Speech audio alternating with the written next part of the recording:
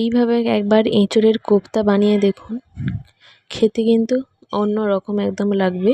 এঁচোড়ের কোপ্তা কারি আপনারা কখনো কি এরকম বানিয়েছেন? চলুন শুরু করা যাক।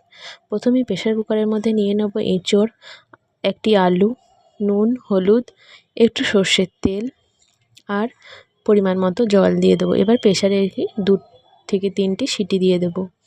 দেখুন প্রেসারের সিটি নামিয়ে নিয়ে ছেঁকে নিয়ে মেখে নিয়েছি আমি। এর মধ্যে জিরে গুঁড়ো, ধনে গুঁড়ো, হলুদ গুঁড়ো, লঙ্কার গুঁড়ো আর দিয়ে দেব বেসন, দিয়ে দেব একটু আদা গ্রেট করা, রসুন গ্রেট করা, স্বাদ মতো নুন।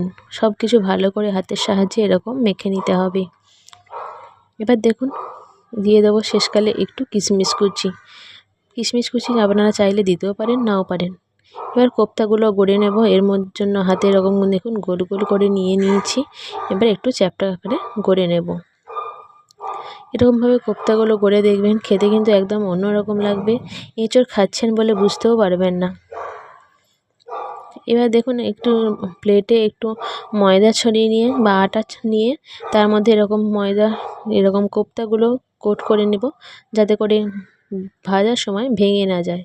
এবার প্যানের মধ্যে তেল গরম করে কোপ্তাগুলো একে একে ভেজে নেব। এরকম লাল লাল করে কিন্তু ভাজতে হবে। দেখতেই পাচ্ছেন কীরকমভাবে ভাজছি আমি, নাহলে কিন্তু ঝোলে দেওয়ার সময় বা কারি করার সময় ভেঙে যাবে। ঠিক এরকম লাল লাল করে ভেজে আমি তুলে নেব। এবার একটি মশলা পেস্ট করে নেব। তার জন্য পেঁয়াজ, রসুন, আদা, কাঁচা লঙ্কা আর গোটা গরম মশলা আর গোটা জিরে নিয়ে আমি পেস্ট করে নেব। আর একটা পেস্ট করব, তার জন্য নিয়েছি টমেটো, শুধু টমেটোকেই পেস্ট করে নেব। এদিকে প্যানের মধ্যে যে তেলটা ছিল তার মধ্যে দিয়ে দিচ্ছি তেজপাতা আর গোটা জিরে ফোড়ন। এরপর দিয়ে দেবো যে পেঁয়াজের পেস্টটা করলাম সেই পেঁয়াজটা পেস্টটা করে ভালো করে তেলের মধ্যে নেড়ে চেয়ে যতক্ষণ না তেল ছাড়ছে ততক্ষণ পর্যন্ত নেড়ে নেব। এবার দিয়ে দেবো হলুদ গুঁড়ো, জিরে গুঁড়ো, ধনে গুঁড়ো, কাশ্মীরি লাল লঙ্কার গুঁড়ো।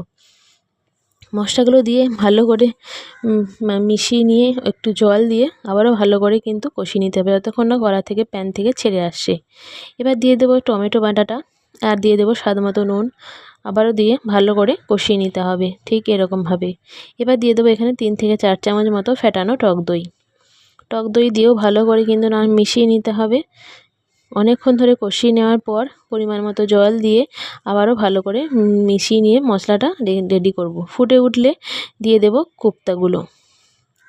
কোপ্তা দিয়ে বেশ অনেকক্ষণ ধরে কিন্তু ফোটাতে হবে, যাতে করে কোপ্তাগুলোর মধ্যে এই গ্রেভিটা ঢুকে যায়, কোপ্তাগুলো যে শুকনো ভাবটা থাকে সেটা চলে যায়। দেখুন তৈরি হয়ে গেল আমাদের এঁচোড়ের কোপ্তা।